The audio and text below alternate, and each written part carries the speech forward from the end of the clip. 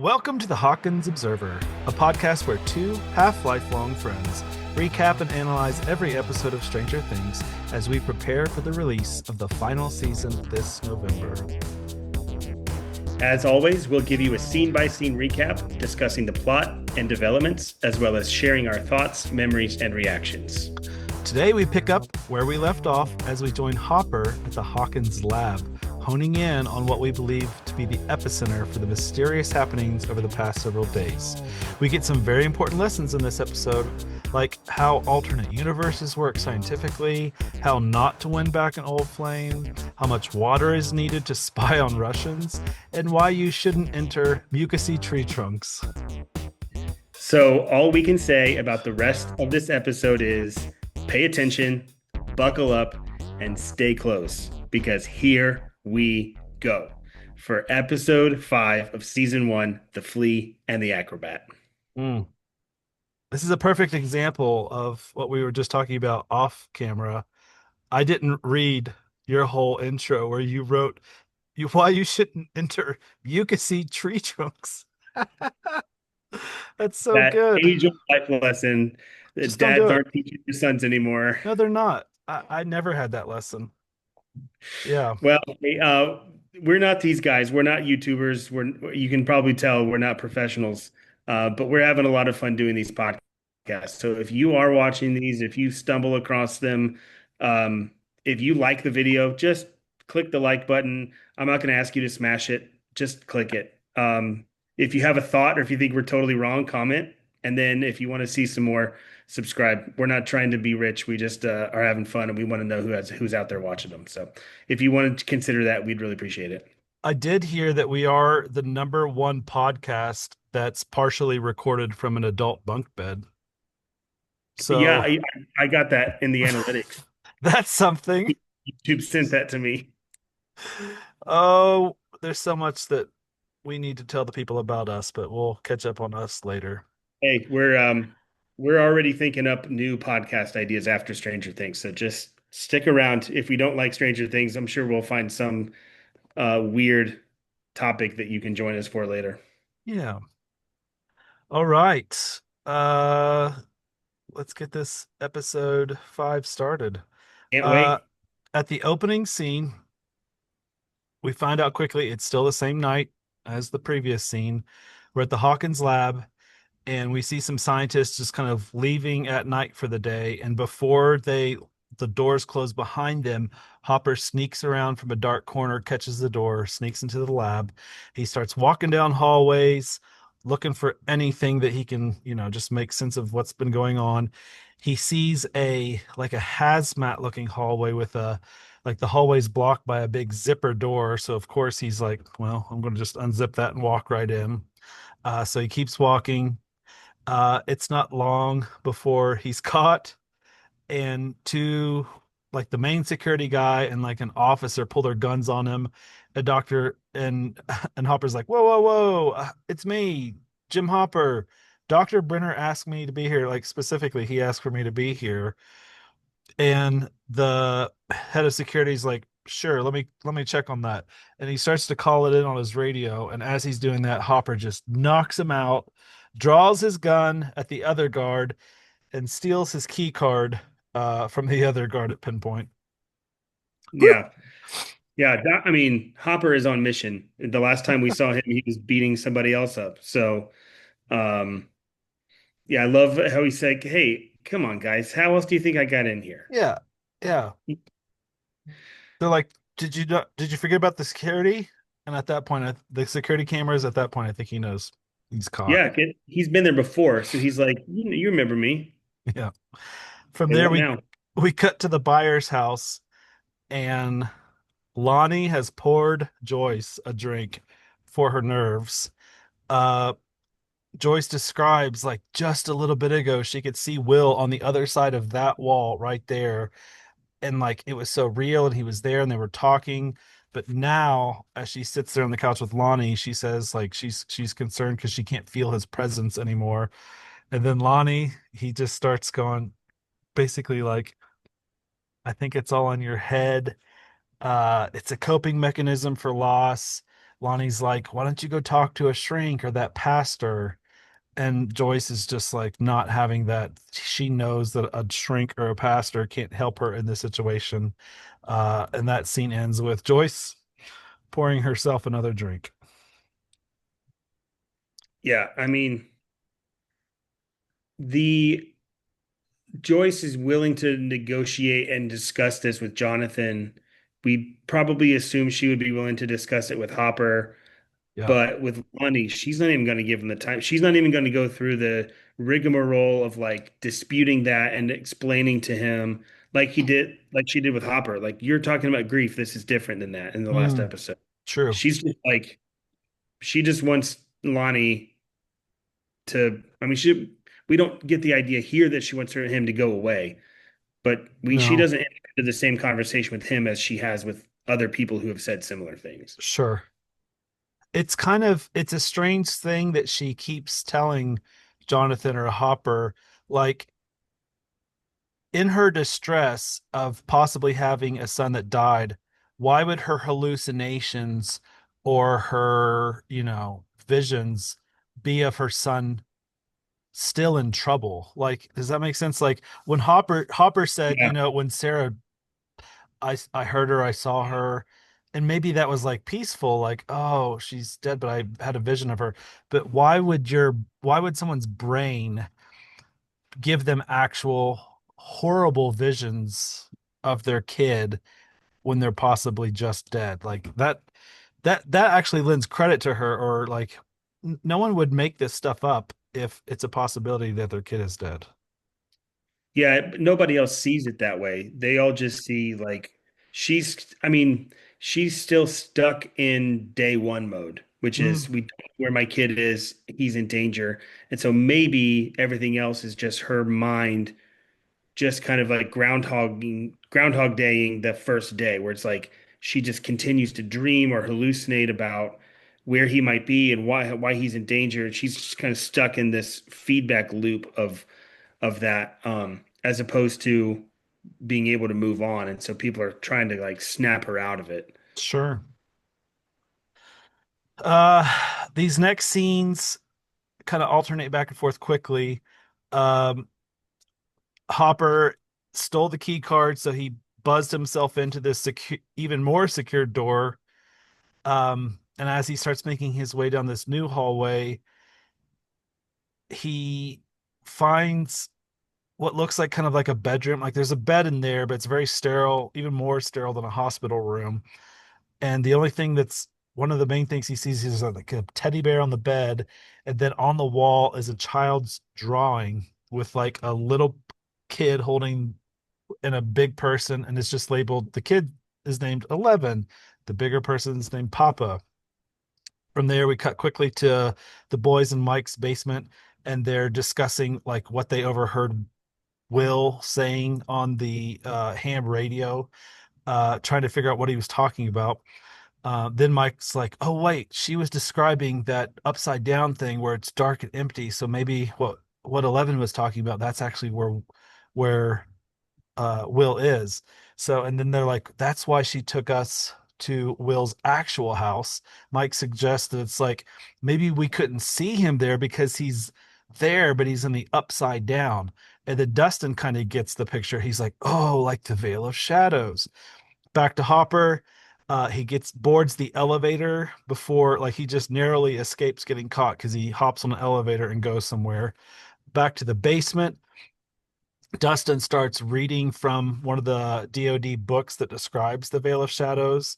So he's reading how scary this place is over the top of a scene of Hopper making his way deeper into the lab. And we hear Dustin describe the Veil of Shadows as a place of monsters. It's right next to you, but you don't even see it. Mike's like, oh, like an alternate dimension. Dustin suggests maybe 11 can like shadow walk and somehow get to the upside down.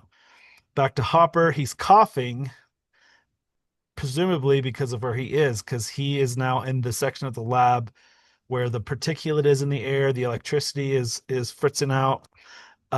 Where normally people on the level that he's at, they're normally wearing the hazmat suits, but he's just walking around with his police officer gun drawn. He then turns the corner and he sees the wall-sized, mysterious, self-healing, fleshy portal wall. There's growling coming from that wall. On the other side, there's kind of lights flickering. He walks up to it, can't resist, so he touches it, touches this mucusy wall, and then he's startled because there's something else in the room with him. He's looking around, and then he's overtaken by two men in hazmat suits, one of which like grabs his nose or mouth and pulls him backwards from like behind, and then the intro credits roll. Yeah, we've been suspicious that Hopper's getting too close, and he got all the way there. I mean, he's at the epicenter, we said in the intro, of maybe what's going on. Still no description or explanation as to what it is or how it's happening or any of that. But Yeah. Hopper found his way there, and now he's gonna pay the price. He got, as you said, and it's we don't we don't know who these men are, what they're gonna do to Hopper, but he's not allowed to be there, and they're gonna do something to him. But Yeah, yeah, I mean, what's going on in that? We don't know. it's interesting that here at the beginning of the episode, there's still like they just witnessed Eleven do this amazing thing using a radio to hear Will's voice. And so they're still like trying to lean into her powers or questioning her abilities. Like maybe if Will is in this place that she described, like the upside down, maybe her powers can get us to the upside down to find Will. So at least Dustin and Mike in this opening scene are still thinking that maybe 11 is a part of the solution to find Will. Yeah, Dustin can't um understand it unless he makes a Dungeons and Dragons Mhm. reference, which isn't the last time we'll see of that. But yeah, the D&D kind of guidebook is always going on in his head. Mhm. So when she talks about the upside down, he immediately understands that as the Veil of Shadows. That actually comes up later in this episode too, we'll discuss. But Mhm. um, yeah, it's a way that they can understand it. After the credits end or the intro credits, it's the same night. Jonathan walks into his own house and he sees his dad, Lonnie, sitting on the couch with Joyce, and he's immediately like, why are you here? You shouldn't be here. Joyce casually says, "Oh, Lonnie's gonna stay the night." And Jonathan, based on what he's just experienced with the discussion with Nancy about his mom and she saw the same thing, Jonathan asks his mom, "That thing you saw before, did it come back?" Lonnie cuts him off. He doesn't want this to keep going on, so he just says, "That's enough," as if to say, like, stop enabling your mom to like have these crazy thoughts and hallucinations. Jonathan says, "Can we talk in private?" So I thought he was about to talk to his mom in private.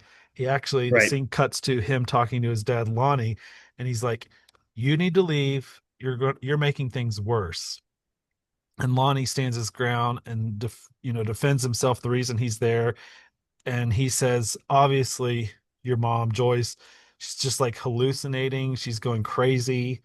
And that Lonnie says that he's there to make everything better for all of us. And before he walks out of Jonathan's room, he tells Jonathan, "Take down that inappropriate, or take down that poster. It's inappropriate." Yeah. What a sleazebag. I mean, Jonathan, we've already seen him stand up to his dad at Lonnie's house when he's looking for Will Right. in the city. And now Lonnie's in their house, and Jonathan's not having any of it. He doesn't want Lonnie around his mom. He doesn't want Lonnie talking about us. Like, there's no us No. here. Um, and by the way, Jonathan just wants his dad to get out of the way so that he and his mom can have a conversation because they need to talk about Yep. what Jonathan's just discovered. Yep. And Lonnie's in the way of that because he is who he is, number one, but also he's certainly not going to um, get it or believe even Jonathan. No. So Jonathan's perturbed on two levels, relationally and then just practically. Like, I need to talk to my mom, so you need to get out of here so that that can happen. Yeah. And it was an Evil Dead poster. on his wall. It's inappropriate. Like, okay, whatever. Like his Uh, dad's got sort of like paternal instincts now all of a sudden. Get yeah, out of here. right. If it had been like a scantily clad pinup, he probably would have been fine with it for some reason. But because Yeah, it's like an evil nice. thing, Yeah, that'd be like, well done, son. uh, from there we cut to the next morning. We're at the Wheeler's house, and we see they're obviously getting dressed. Karen's helping Nancy get dressed, all black. Offers to say like, you can anything else you need to wear, like you can wear my heels. So they're getting dressed for the funeral. Uh, at the same time, it cuts back to Castle Byers, which the family dog runs into and lays on Will's bed. And at the same time, Jonathan is inside his house attempting to tie his tie, which he's not having any luck at. Joyce is also home, and she just looks exhausted, like she's almost catatonic, just like she's almost just staring off into nothing. From there, we cut to a graveside funeral. There's a pastor presiding and saying what pastors do at funerals. But the boys, they don't seem sad. They're not, they think something else is going on.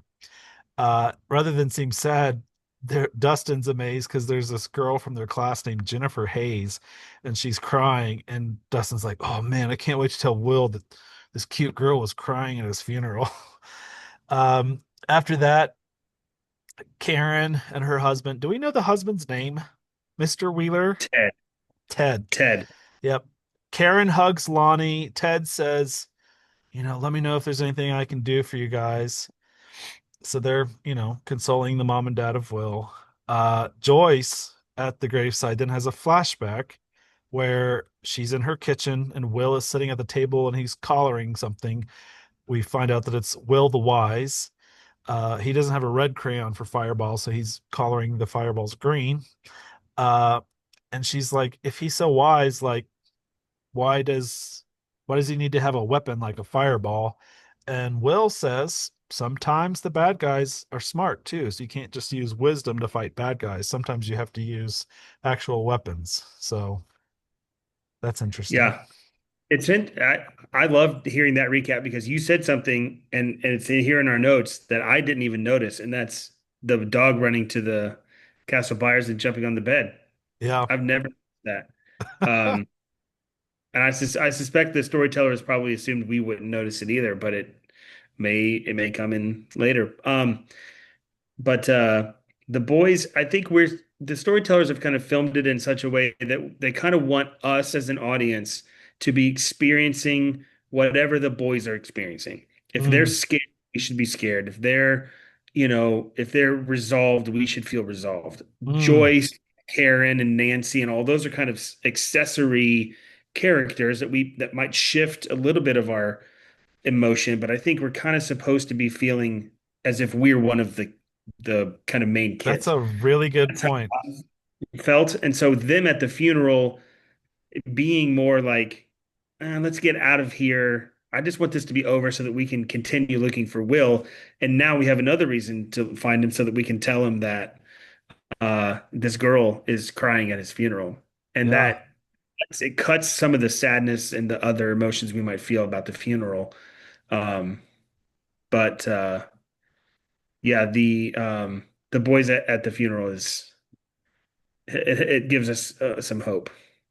That's a really interesting point, seeing everything that's going on from the boys' point of view. Like, At least uh so far. yeah. I think that changes eventually.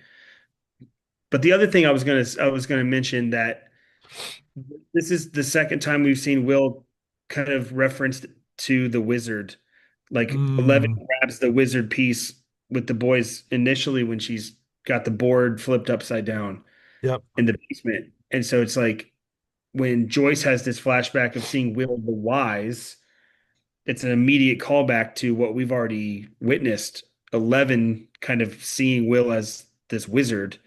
Um, and then he has a keen kind of insight too about Dungeons and Dragons, obviously, but we assume that they're telling us that so that we might expect he's also experiencing the same kind of understanding and insight about what he might be going through in the Upside Down, Yeah. that understands, hey, you can't just outsmart the bad guys like Joyce suggested, because sometimes the bad guys are smart too. Yep. And you can't shoot cabbages at them. He's uh using a green crayon instead of a red one. She's like, we need to get you a red crayon. Those look like cabbages. there's a main character missing from the funeral because we take a crazy cut to Hopper. Last time we saw him, being he was being apprehended in the lab. But here we cut to Hopper and he's on his couch at home. There's his coffee table has like it's just pills and empty bottles of beer. Looks like he's got sweat down his shirt. And after he realizes where he is, he grabs his gun and runs outside just to like orient himself to the real world, I guess. No one's there outside. It's the middle of the day too. Well, middle of the day, morning, yeah. Yeah. He runs back in. He goes to look at himself in a mirror. He grabs his neck as if he's like been jabbed or something. And then he's like, he has a thought. Like as a result of that, he's like, oh, I think I know what happened. And if they abducted me and brought me home, then he starts ransacking his house looking for something. He's breaking open his own phone. He cuts open his own couch with a knife to look inside the cushions. He starts unscrewing light bulbs. And then he finally looks around and looks up at his ceiling light and he unscrews the fixture, takes the light down, and sure enough, he's been tapped with some sort of listening device. Yeah. The way they shoot this scene too is so good because they shoot it with a kind of camera that you might expect somebody who's, like got a cell phone camera. It's jerky and like fast cuts, and you Yeah, hear him breathing heavy. And yeah, he's not even thinking clearly enough to like unzip his couch cushion. He's literally just absolutely ransacking his place, yeah, desperate to find what he suspects is going to be there. And he's probably also, I assumed, coming down off of whatever drug they gave him right. that sweats so bad. And he's like, at one point, he turns and like a bunch of like drool comes out of his mouth Yeah, uh, that I just assume was a part of the, effects of the medication or whatever they gave him to knock him out. But yeah, yeah, he's frantic. He's frantic now. yep. Speaking of surveillance, from there we cut back to I guess like it's an audio surveillance department at the lab, where people are spying on each other through their phones and listening devices. Dr. Brenner is sitting there and he's listening through a headphone. He's listening to the recording, well, a recording of when the boys were back in the AV lab with 11 with her help when they were able to hear Will, you know, somehow they were able to hear Will using that ham radio. And Dr. Brenner is somehow listening back on that experience they had. And all Dr. Brenner says was, she was there. Yeah. Uh-oh. From there, we cut back to the graveyard. Nancy and Jonathan are looking at a map and discussing where all of these sightings have been of this thing. And when they see it on a map, they're like, this is all these sightings are like within a mile from each other. So it's not traveling far. And so they start thinking, let's go look within this radius and see if we can see it for ourselves. And Nancy's like, if we see this thing, then what? Jonathan says, we kill it. So from there, Jonathan breaks into his dad's glove box and steals his dad's gun. And then Nancy says, let's just tell your mom. Like, she saw something. We think we saw the same thing. Let's tell your mom. And Jonathan says, he will after this thing is dead. Yeah, I'm like, Jonathan, you've been caring for your mom up to this point. Why would you not immediately go to her and say, I'm so sorry, you were right. Let's join this together. So either, I mean, unlikely he's just feeling an ego that he doesn't want to do that, which I don't think Jonathan would do. I think he would probably do the right thing.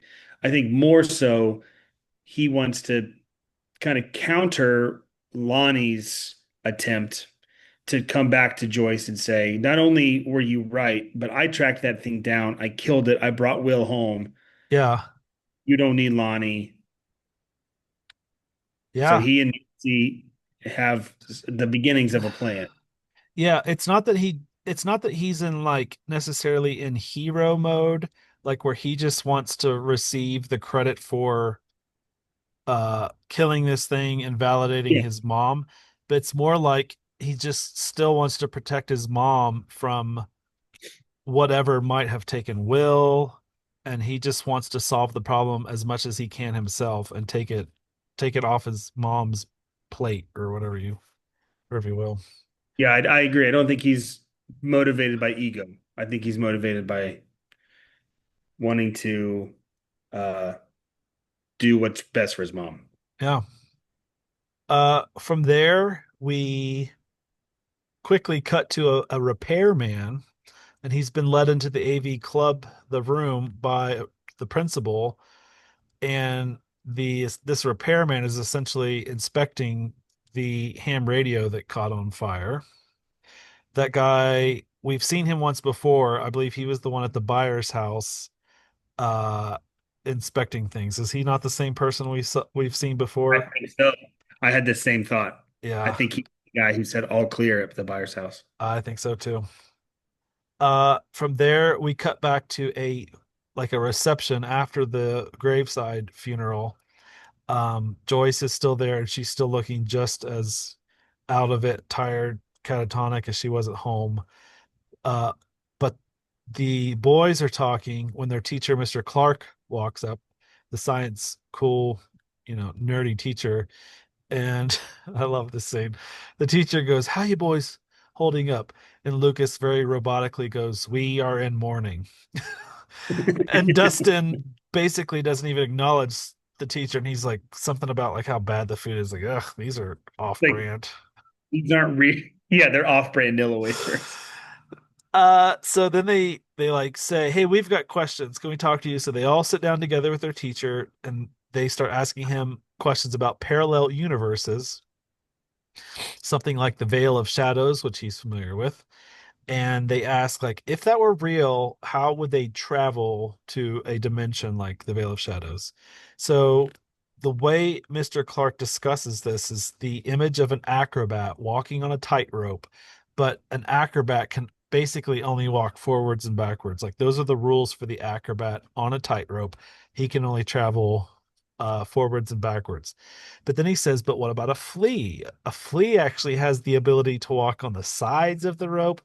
A flea can even walk upside down on the rope. And then they're like, "Oh, is there any way to get the acrobat to go upside down?" And basically, like, he's like, "No, no."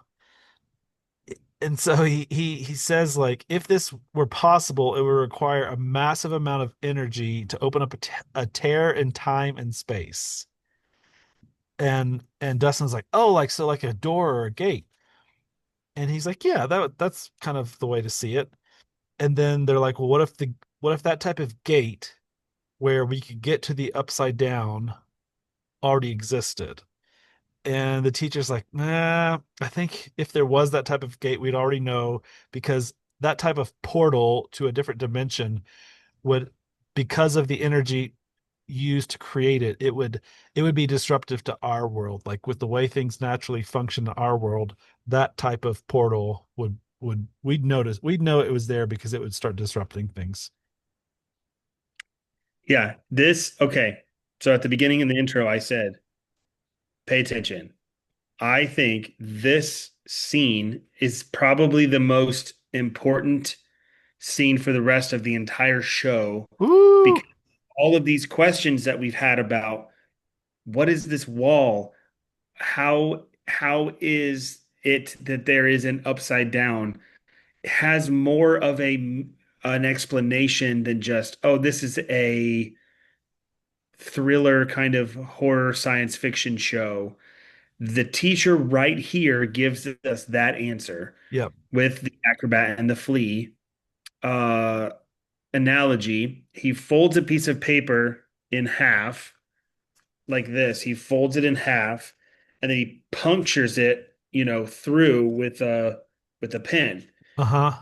He says a doorway, and Dustin's like, or like a gate. And it's like, that's exactly what we're experiencing. And then the idea that there has to be so much energy that it would disrupt our ability to conduct electricity and Mm-hmm. electromagnetic fields. And he says all these things. It's like, yeah, that's what we've been seeing with the lights flickering. And, we'll see here in the coming scenes what else that means.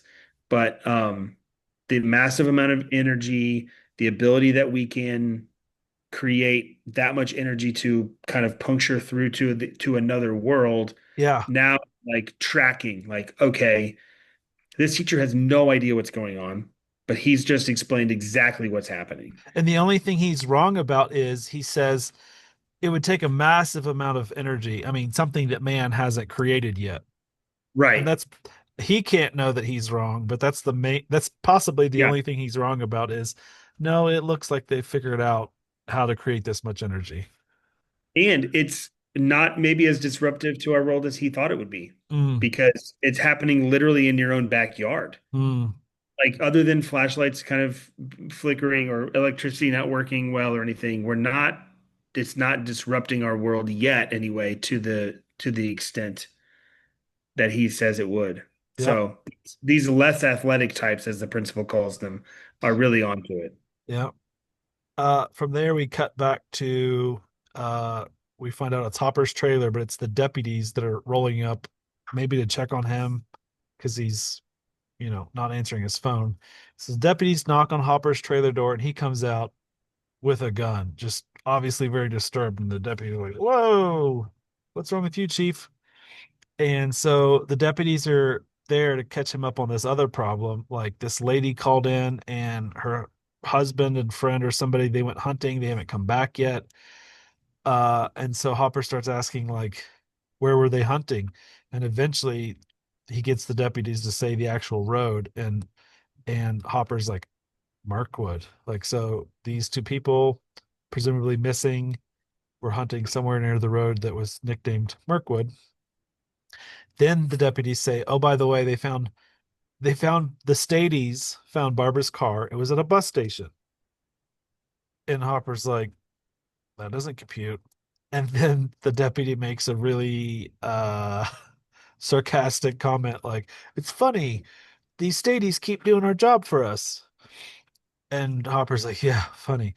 And so the deputies get back in their patrol car to pull away. And one of them asks, "Is he off his meds again?" And the other one's like, "No, he's just been spending too much time with Joyce Byers."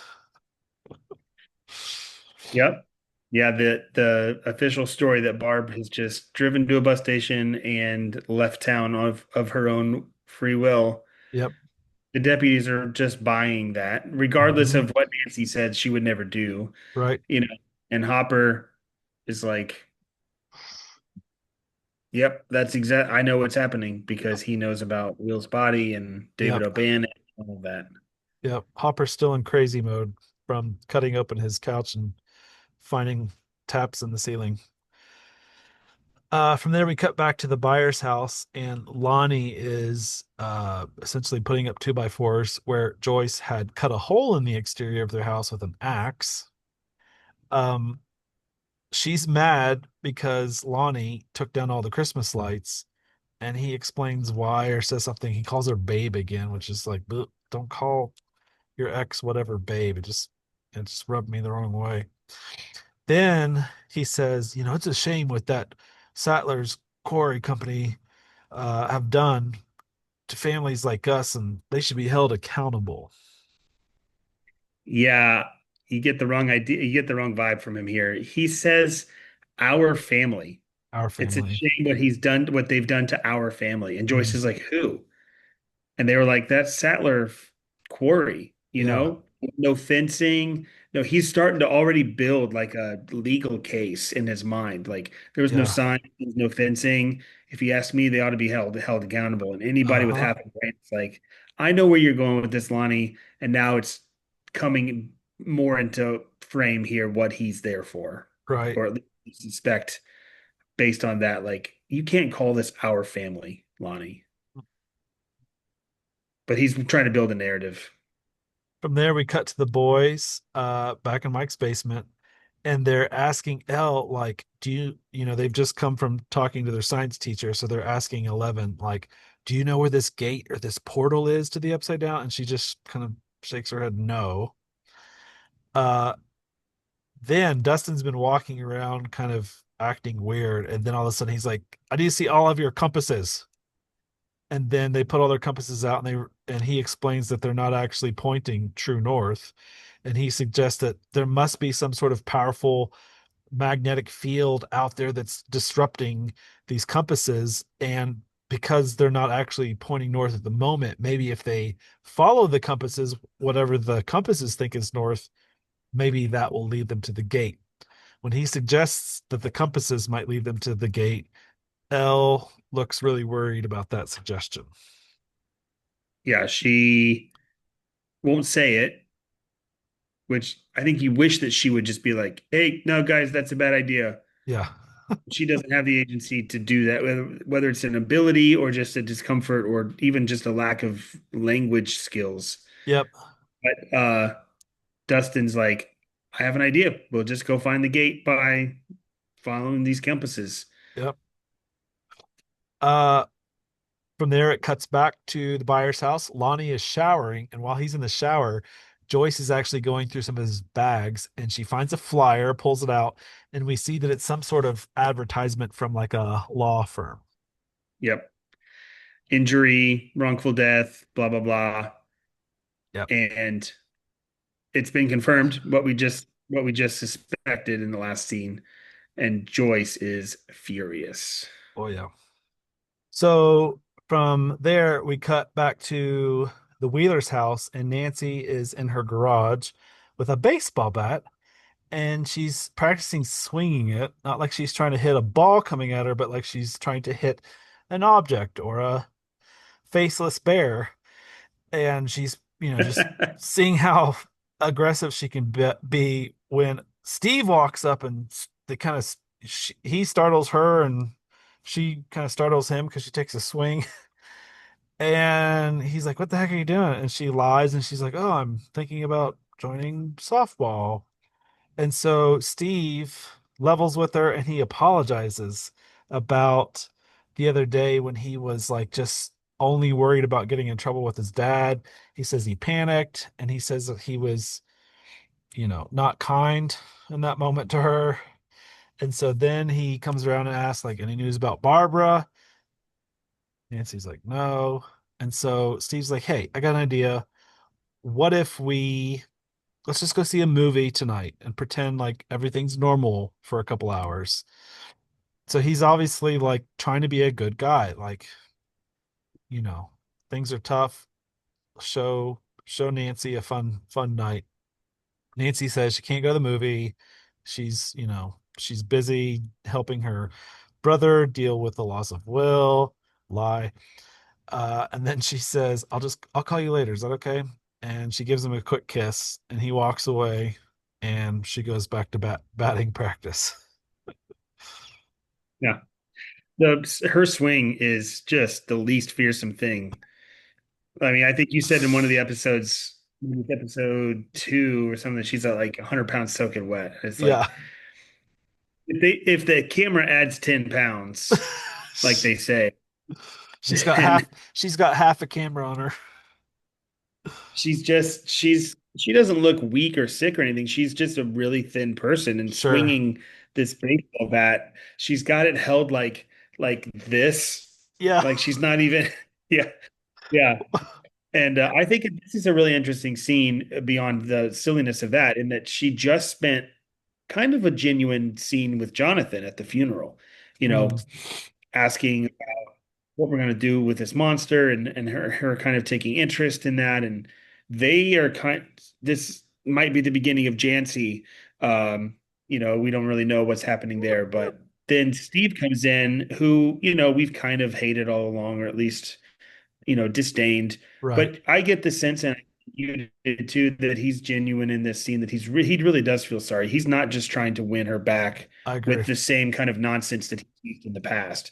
And so we get a little bit of a sincerity out of him, and that he's understanding when she says no. He's not trying to push her towards anything. He just wanted to come and apologize. He offered that as a bit of an olive leaf, but when she turned that down, he was like, "Yeah, no problem." Yep. Um, and I think it's telling too that she's not leveling with him. Like, hey, we could use your help. You and me and Mm, Jonathan could all go do this thing. She's like, I'll call you later. Is that okay? Because yep. she's now got another partner in crime Yep. um, that she's got a plan with. Uh, from there, we cut back to the buyer's house. Lonnie's done showering, and Lonnie and Joyce are just in a screaming match. Joyce accuses Lonnie of just being present, being there for the money. She tells him to get out. She sees, she's seen the flyer. Now she knows his true motives are being there. And then he counters, he just accuses her of being a mess, like she's not in her right mind. And she goes back to the light. She's like, I'm keeping these lights up in my house as long as I think that there is a chance that Will is still out there. Yeah. Yeah. Lonnie gives away in this scene that he doesn't know anything about Will. He's Yep. there to like save the family and make everything better for us and calls it our family and then talks about Will going to college or Jonathan going to college. Like Right. this money could help Jonathan go to college. And Joyce just levels right with him. Like, where does he want to go to college then? You tell me, Dad. You tell me. Yeah. And he's like, You he don't can go know. anywhere he wants. Yep. She was like, NYU. He's wanted to go to NYU since he was 6 years old. And she calls him right out for it and then throws his bag at him and just yells at him to get out. And I'm like, yeah, go Joyce. Yep. Because she Yeah. doesn't want the money. For an uninvolved father to just show up when he smells the chance of a lawsuit for the possible wrongful death of his son, like, no, it's just sleazy.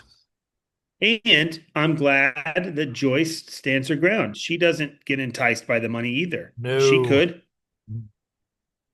She's got her principles in order though. Yep. From there, that violent ending of that scene cuts to kind of a violent intro to the next Yeah. scene where Jonathan is shooting his dad's pistol that he stole. He's having target practice and he's aiming it like soda cans and he's not hitting anything. And Nancy's like, "Aren't you supposed to hit the can?" And Jonathan's like, "No, see the space between the cans." So he plays off his bad gun skills. We find out Nancy's never shot a gun. And we find out that Jonathan hasn't either since he was 10 when Lonnie took him hunting and his dad at the age of 10 made him shoot a rabbit while they were hunting, maybe as some sort of passage into manhood or something. But Jonathan Yeah. says he ended up crying for a week. So that's not Jonathan's temperament to become a hunter. Then they start kind of like philosophizing about their parents' past and like, how did our parents, like your parents, my parents, how did they even get together? And Jonathan like says, I think at one point my parents probably loved each other. And Nancy's like, I don't think my parents ever loved each other, and explains why she didn't think so. And then Nancy's turn to have some target practice. And of course, when she gets the pistol on her first shot, she hits bullseye on the can. Yeah. Yeah. I think it's interesting that we get a little bit more information about Karen and Ted, that Ted actually was a guy who's doing very well for himself in his career. Mm, And Karen was just kind of enticed by a safe, comfortable suburban life. yep. Nancy says something to that effect, um, which comes up a little bit later too. But Jonathan, you know, and her sharing these stories about their parents is interesting because they're not, so far we've kind of understood the kids to be all the main characters and the parents are just kind of Right. set dressing. Why are we getting so much information about the parents? Well, maybe the parents are going to be more involved in later episodes or seasons. But yeah, Nancy uh, shows even though she's never shotgunned a beer, she was pretty good at it, and she's never shot a gun, and she drills the can. So Interesting.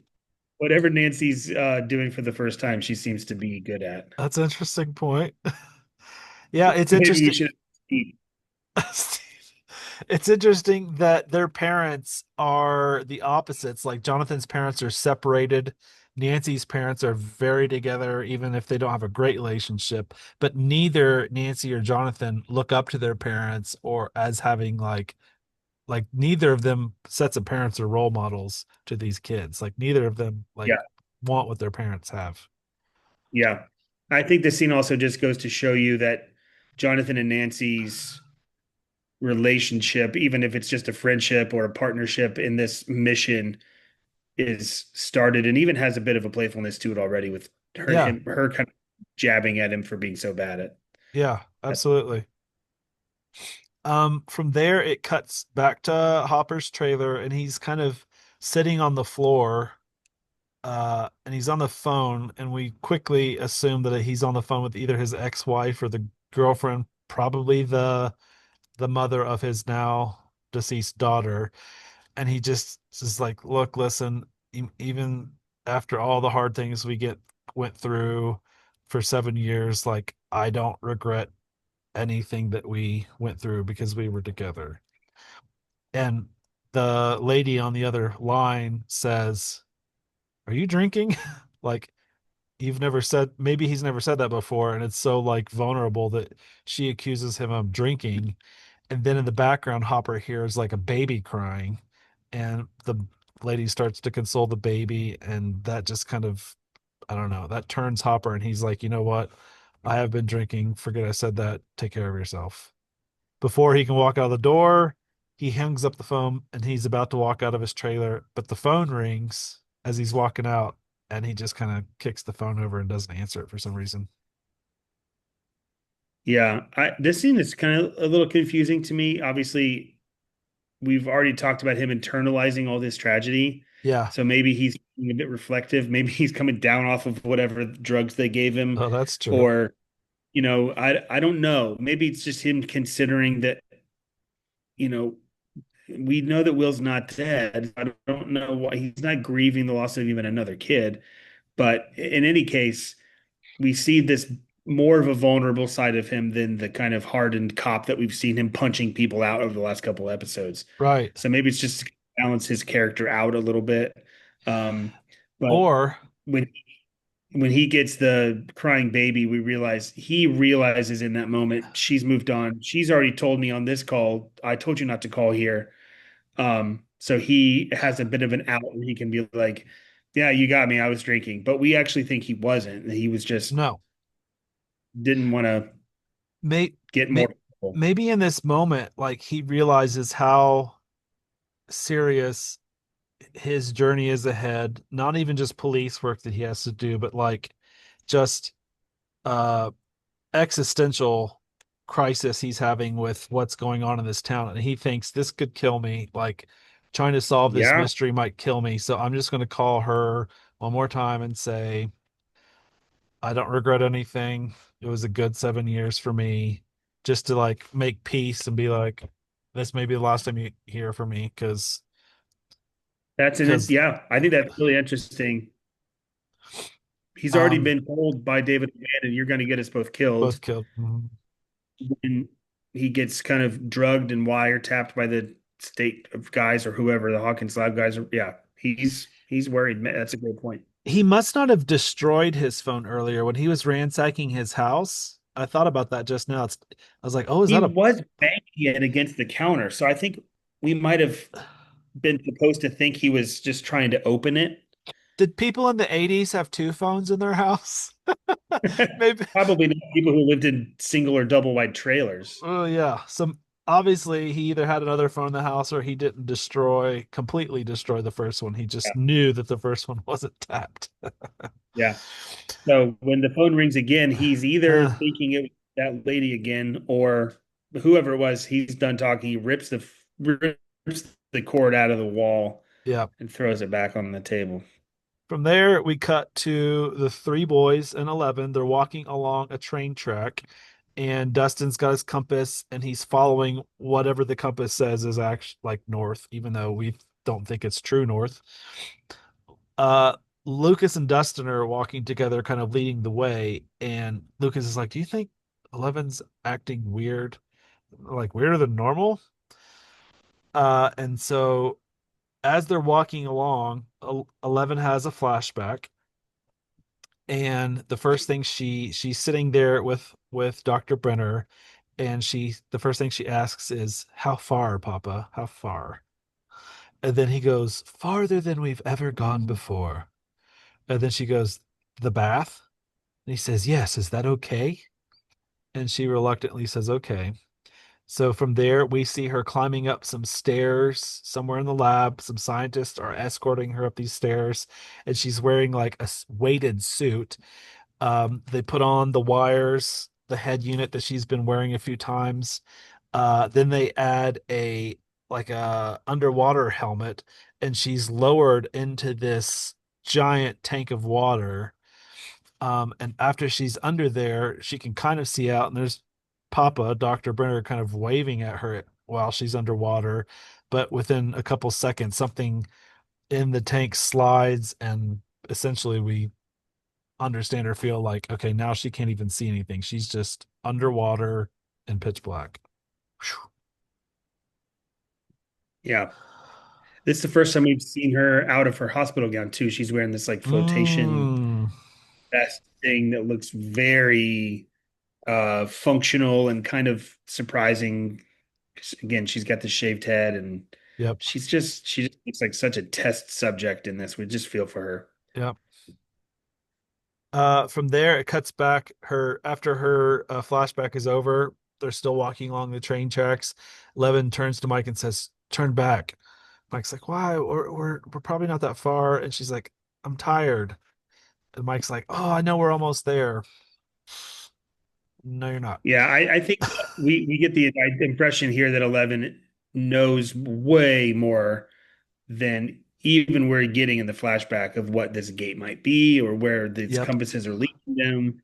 And instead of her saying anything directly, she's just gonna try to get Mike to let them turn around because yep. she's like, We should I not don't keep want to go going. back there. From there, it cuts to Nancy and Yeah. Jonathan, and they're walking through the woods. Uh, as a result of their target practice, Nancy's carrying the gun, and Jonathan has the baseball bat, which is super funny. Uh, and so their conversation's kind of casual, and Nancy's like, you never said what, when you took my picture, what you saw, because you said a picture can sometimes say more than what people are actually saying or thinking.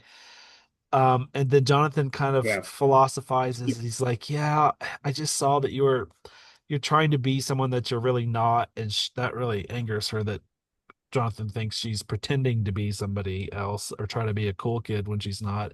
So they get into this argument about, Steve's not such a bad guy. Maybe, Nancy's kind of implying that maybe Jonathan's jealous. And then, and Jonathan's like, "Don't take it personally. I don't like most people, and Steve happens to be one of them." And then it just keeps escalating. She essentially calls him a pretentious creep, and then he essentially then escalates and accuses her of being on the same boring cul-de-sac type path as her parents. He's so punk rock in this scene here. It's like, oh, I thought that Nancy was different, but then he just explains all of the like, you know, marrying a guy who's in sales and lives in a cul-de-sac and has this safe, cushy life, and Yeah. yeah, the difference between the two of them comes out immediately here. Mm, It's like they live very different lives, mm, and they're both very aware of it, and then kind of use it against each other in this scene. yeah. Um, Yeah. to let us know they know that they're very different. Right. You know, Jonathan's accused of becoming more and more antisocial, and as if that's a bad thing. And then Nancy's accused of becoming more and more social with the cool kids, as if that's a bad thing. So, Yeah. uh, from there, ooh, this next scene, oh, it's one of my favorites. From there, we cut to the buyer's house. Someone's banging on the door, and Joyce thinks that it's Lonnie who's come back, after she kicked them out. And she's like, "Lonnie, go away." And she opens the door, and it's Hopper. And he's holding a sign going, and the sign says, "Don't say anything." And then he just starts looking around, and he just sees all of the lights still up. And he's like, "Oh, Jesus." Implying like I'm here to see if they tapped your house too. And if it's in a light bulb like it was at my house, I have a lot more work to do at your house than I did at my house. Yeah, I took that first when I heard him say that, I was like, he's probably thinking that, man, they might have 10 wiretaps in this house. But to the second, I was like, no, he just knows he's got his work cut out for him because he's like, oh man, I got thousands of light bulbs to unscrew. It's From gonna be a there, long night. from there, we cut back to the kids, and they've still been making progress. They're not on the train tracks anymore. And Dustin's like, "Oh no, I think we're heading back towards home." And they realize like something's actually like they're not reading the compasses right, or they've made a giant circle. And someone's like, I don't remember who, but like, is something messing with the compass? Like, did it change directions? And then Lucas, he starts in on Elle. He accuses Elle of using her powers to change the compasses again. Lucas calls 11 a traitor. Lucas says 11 is trying to sabotage the mission and says, "You don't want us to find Will." And then, you know, Lucas says, "I know she's using her powers. Look at her jacket." And sure enough, there's fresh blood, like nosebleed type blood on her jacket. Mike's like, "Oh, that's old blood, right, 11?" And then through her tears, all 11 can say is, "It's not safe." Yeah, she's been wiping her nose on her sleeve Yep. because she's been messing with the. Some one of them realizes where the sun is, and they're Uh-huh. like, "Yep, we're not headed in the same direction anymore." She's been messing with their compasses, Yep. and Lucas is so angry because he was just now kind of willing to trust 11 through Uh-huh. all of these episodes so far, him being the skeptic, Yep. and then feeling like, okay, she's gonna lead us there, and I'm on board. Yep. And then now she wants to turn back, and now she's messing with the compasses. And he even accuses her, I think, or at least mentions that, like, we don't even know if she's involved in why he's missing. Maybe she's the monster. She has something to, yeah, calls her the monster. He just lights into her and probably reminds her of just a lot of the trauma that she's already been through at the lab, all these flashbacks we're seeing. Yep. And she's feeling very insecure, vulnerable, and Lucas is just letting her have it. It's a sad scene. Yeah. It just immediately you wish they'd trust her when she says it's not safe. You wish they'd trust her, but they Yeah, don't. especially at this point too, because she's shown to be trustworthy in Mhm. every other way. But the boys are so simple. They're just thinking 1 + 1 = 2. Like Dustin thinking, oh, we can just follow these compasses and lead us to the gate and we can find Will. Right. This That's is true. like, if she's not on board with this particular part of the mission, she must not want us to find Will. Yep. Whereas 11 is 10 steps ahead. Hmm. Back to Joyce's house as Hopper has seemingly unscrewed the last light bulb, and he kind of rests for a second, assuming that okay, maybe they didn't tap her place. He's like, okay, I think we're safe, probably. Then he explains to Joyce, someone bugged his house, they're onto him, and she's like, who? What are you talking about? Who's bugging your house? And then he goes, I went to the morgue last night, and Joyce is like, and then he's like, it wasn't him. Will's body, it was a fake. You were right. Joyce doesn't say anything, but just the look on her face is just like Yep. it's one of the most profound looks. Like she's having 1,000 emotions at that moment. Like, I'm not crazy.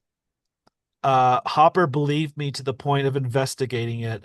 This is as this is as horrible as it is hopeful. It's just all the emotions on her face right there, and she says nothing. Just Yeah. Um, the fact that she doesn't ask him, how do you know that it was a fake? no, Because I'm sure he's not going to offer like, well, I was going to take the risk of just slicing him in half.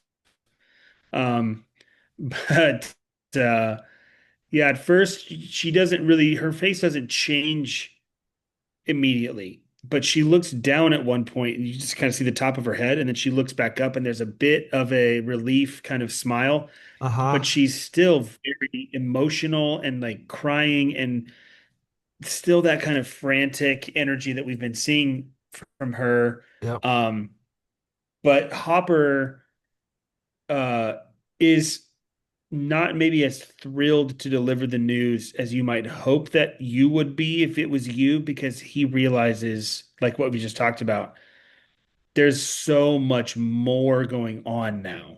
Yep. It's more than just, oh, that was actually another kid, and your son is still out there somewhere, still might be with a distant relative. Like, no, this is scarier than just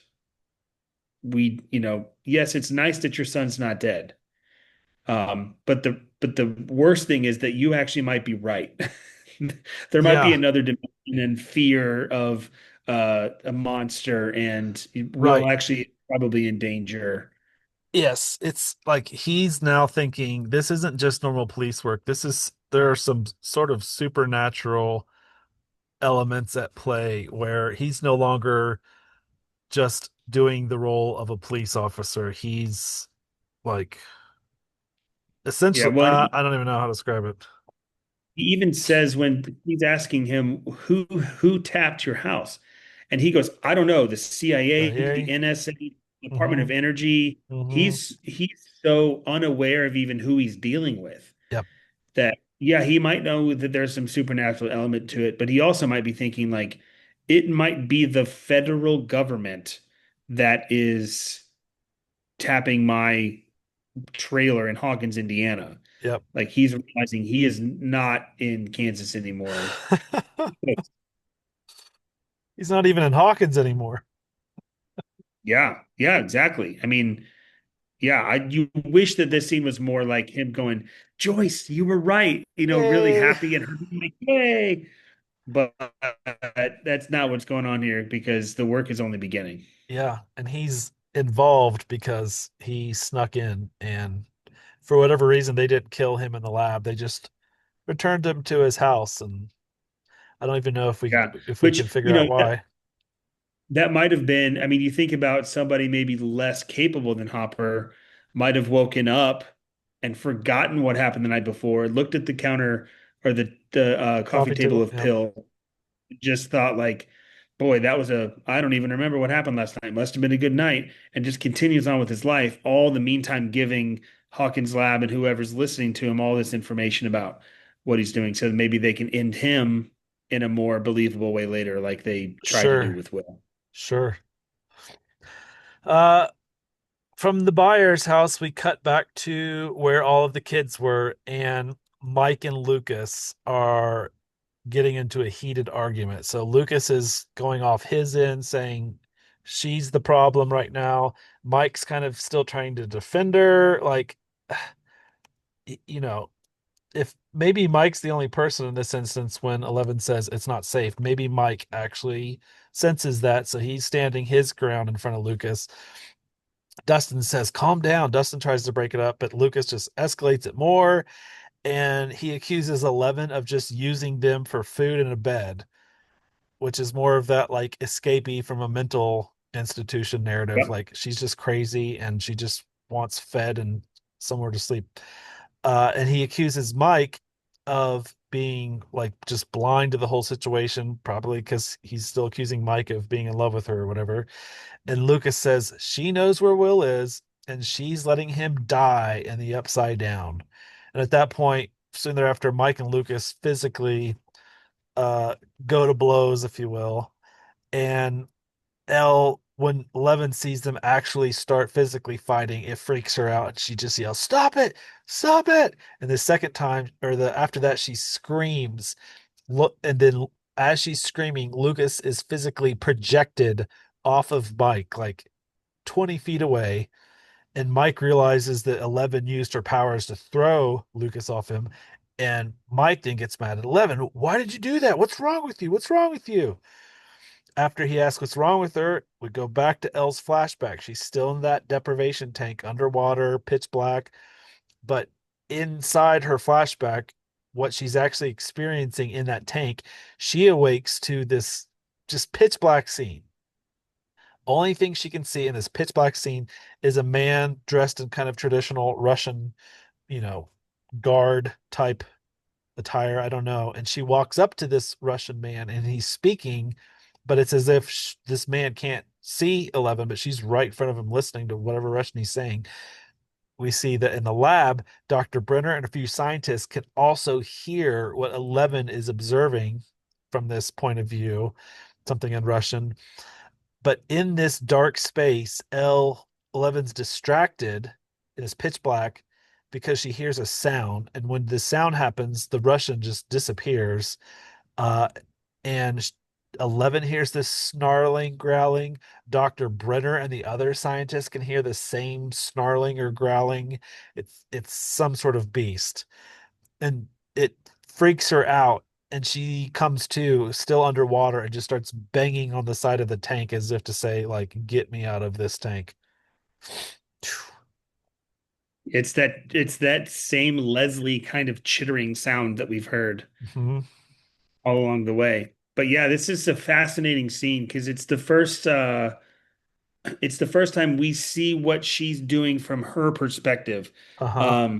When she's in this water tank, she's not just concentrating, it's almost like she's being transported Yes. into like a of like a void Hmm. where it's only the only thing there is whatever she's trying to channel. Hmm. And you also get kind of a more practical explanation of like, oh, this is part of what they're trying to do at the lab because he shows him he or Dr. Brenner shows 11 this picture of this man, Right. Oh yeah. and we get the idea because of the tensions between United States and Russia during this time in the 80s. Maybe this is a federal agency that's trying to use these experiments that they've done to try to tap into Spy. intelligence, surveillance, whatever. Yep. And so they're trying to spy on the Ruskies, as the deputy said, and they're using 11 for their own purposes to try to gain intelligence. Yeah. Uh, and so she's uh, successful, but then something else is going on. It's Right. not just the intended purpose of spy on our adversaries, but now we don't know what she sees because I don't think we see it entirely No, I don't think in so this either. scene. We hear it and we know what that sound is by this point. Right. Um, and yeah, I think the lights go off in the lab too, like Mm, where they are, just like it did with the intercom in the last time we see her. right. So before when And we've seen her use her powers, it's basically just been about her concentrating and like closing her yeah, eyes and but this is the first time where she's put into like like a sensory deprivation situation like okay and before the scene before she's like how far are we going Papa and Papa's like farther than we've ever been before, so it's like maybe yeah, this was the yeah, first time they wanted to increase her focus so much that they said, they decided let's put her in a deprivation tank. And if she can focus in there, how far can her powers go yeah, in that situation? yeah. And we see, I mean, it works to Yeah, whatever level they want it to. But just like at the beginning, something has gone wrong, we suspect, because we don't believe that she was also supposed to find a monster. right. Oof. Um, we from there we cut back to the boys. Dustin and Mike are trying to like revive Lucas. Like Lucas, like he's knocked out essentially.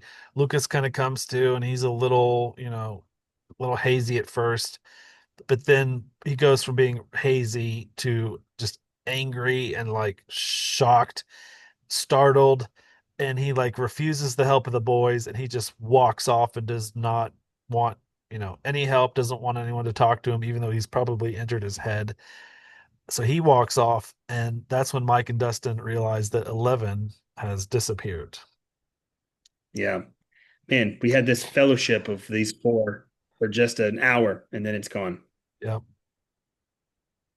From there, it cuts back to Nancy and Jonathan still walking in the woods, but now it's dark. The night, this episode has just progressed just one full day, Yep. probably 8 to 10 hours since it's November. But here we are. It's nighttime. They're walking through the woods. Uh, Nancy hears a sound. Jonathan eventually hears it too. They go to investigate it, and it's the sound of a wounded deer that's like laying beside a bush. They assume it's been like hit by a car. I assume they're close to Mirkwood Road, so they think this deer's been hit by a car and it just stumbled off and now it can't move. So they kind of both agree they should shoot it with the pistol they have to put it out of its misery. Nancy thought she's going to do it, but she can't. So Jonathan takes the gun. Jonathan's like, I can shoot it. But before he shoots it, the deer is just dragged quickly under that brush, under that bush, and just disappears. And of course, Nancy's like, what was that? And so they start to just figure out where this deer went, and there's a trail of blood. So they just keep following this trail of blood. At one point, it kind of looks like there's a spine or something super bloody, like the section of a spine. I don't know, ribs. And they're like, where did this thing go? And then at one point, it seems like the trail of blood stops. And then they kind of just start individually looking around to see if the trail of blood went somewhere else. They kind of start to go different directions. And Nancy sees that there's this tree and it kind of looks wet. And so she kind of kneels down and sees it's not only wet, it's kind of bloody and weird. And she gets closer. There's blood inside this hollowed out portion of the base of the tree. She yells for Jonathan. There's no answer. He's presumably just off on his own looking. So she gets closer to the base of the tree. From inside, we can kind of hear some growling. So what does Nancy do? She takes off her backpack to look farther into the tree. She crawls in and she keeps crawling. It seems like the tunnel she's in is bigger than the tree itself. Inside the base of this tree, it's fleshy, it's gross, it's wet. And then all of a sudden she crawls out and we pretty much understand that she's crawled into the upside down. She stands up, her flashlight flickers, the scene is very gray and dark. There's that same particulate in the air that we've seen from the lab. The trees are covered with like just fleshy, gross black grossness. So she just, where the heck is she? But then she almost immediately hears a sound and we see the best, you know, clearest vision of the beast so far. This thing is on all fours. It's apparently feeding on something, and she tries to keep quiet. She starts to back up, but she steps on what looks like just a dried, fleshy root. And the beast hears her and turns around, and we see the full frontal, faceless mouth of the beast quickly cut outside when she screams, and Jonathan's still on the outside. It's like maybe he heard her scream through the portal somehow, and he starts yelling, Nancy, where is she? He runs to the sound. He finds her backpack.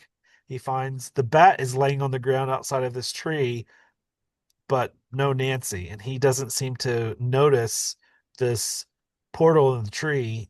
And we see that as he's looking around, even though the tree has some light coming from it, this portal in the tree starts to self heal. Roll credits. And that Quentin Tarantino music swells again, like we had in Benny's Diner when he gets killed. Oh man, the way they end this episode is perfect. And like I said in the intro, here we go, man. It, This is like when you get buckled into a roller coaster that you're not really prepared for, and you start up the first hill, yeah, and you're like, we're not going back now. That's how it feels with Nancy now inside of the upside down. It's also the very first time now, 5 episodes in, the full 5 episodes in, that we see the full Demogorgon with all the little petals and the ring of kind of teeth in the middle. yeah, And we've had now two jump scares in this episode. uh-huh. You kind of a classic, horror film with the deer being snatched away. Yep. Everyone, and then when the Demogorgon turns around and yells, Yep. um, we get that same jump scare, and it's like, I feel like it's also escalating. It feels like maybe it's not true, but it feels like they're quickening the pace between scenes. It feels like, I don't know if it's just the yeah, feels, but like they keep cutting from scene to scene to scene to scene, keeping up on the action of multiple things happening. Like yeah, it's and escalating.